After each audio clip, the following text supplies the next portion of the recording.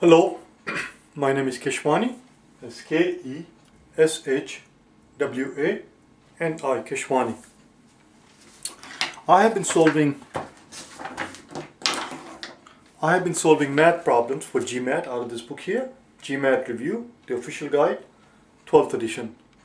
If you do not own this book already, purchase one immediately. You should be able to find it at mba.com. I'm solving data sufficiency problems. The problem that I'm about to solve is the one that you're going to find on page number 276. Page 276, number 44. Let's take a look at it. Number 44. It says robots X, Y, and Z. It's important that you have the book with you, the book in front of you, so that you can read the problem with me. You cannot depend on my reading the problem and you simply listening to it. Read the problem ahead of time, try to solve it by yourself before you watch the clip. Robots X, Y, and Z each assemble components at their respective constant rates. So these robots are assembling something, their rates of assembly is constant. They tell you that if Rx is the ratio of robot X constant rate to robot Y's constant rate. Alright, so Rx, they use small r, I'm going to use big R's because I don't like making small r's. Rx is the ratio of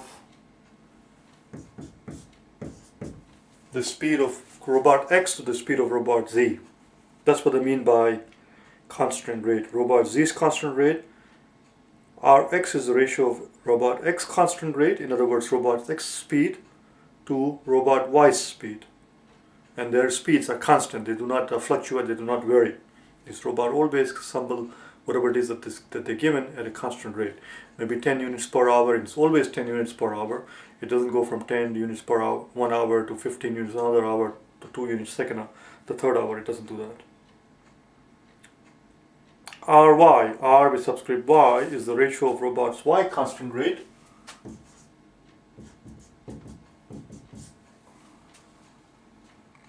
to robot Z's constant rate. Alright.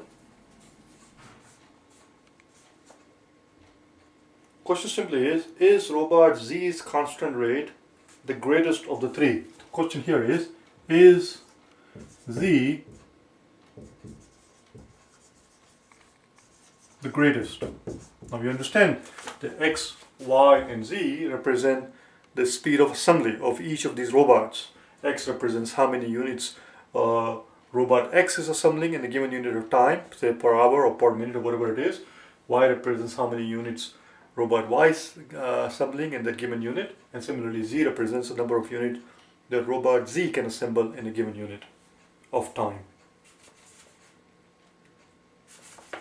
So how do we figure out if the robot Z's speed how do we figure out if robot Z is the fastest robot, is what they're asking here. They are asking you here, can we tell from the information, the data that is given in the two statements, if robot Z is the fastest robot? Let's see.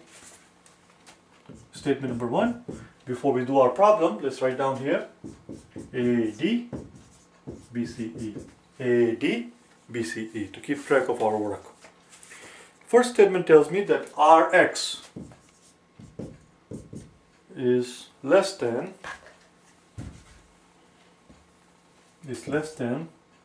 Ry. But Rx we know is the ratio of X over Y, X over Z rather, which we are told is less than this ratio Y over Z. Since the denominator is same in both cases, this implies that X is less than Y. Since I'm using the capital letter, I shouldn't switch. This implies that X is less than Y. That tells us that the robot X is slower than Y.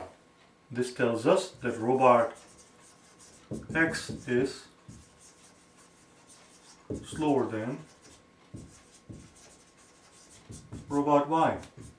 But that does not tell us what we want to know, which is robot Z the fastest robot among the three?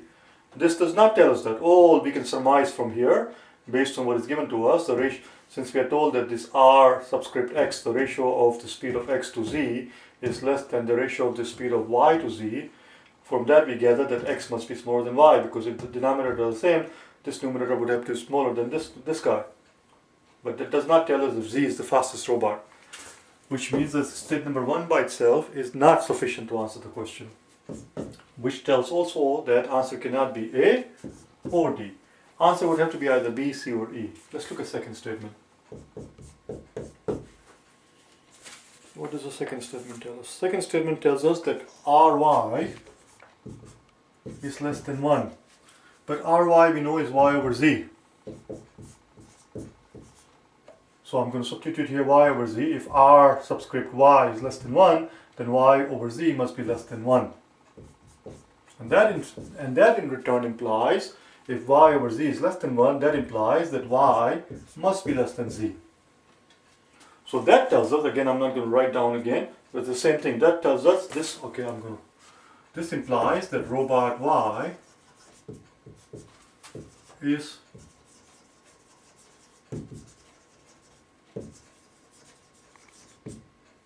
why do I keep writing Robert? That's a robot.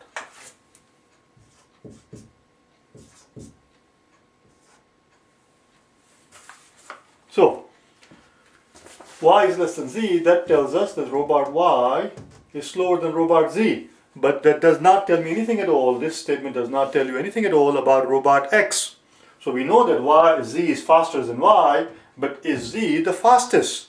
It is faster, but is it the fastest? Is z the greatest? Which is same as saying, is robot z the fastest robot? And we do not know from that part. All we can tell is that, yes, we know for a fact that z is faster than y, but is it also faster than x? That does not tell us here, because there is no mention of x here. So statement 2 by itself is also not sufficient. Let's try putting them together, see what we can find. Okay, notice this one says x is less than y. This tells me that robot x is slower than y. And this tells us that robot y is slower than z. Putting them together, where should we do it? Let's do it here.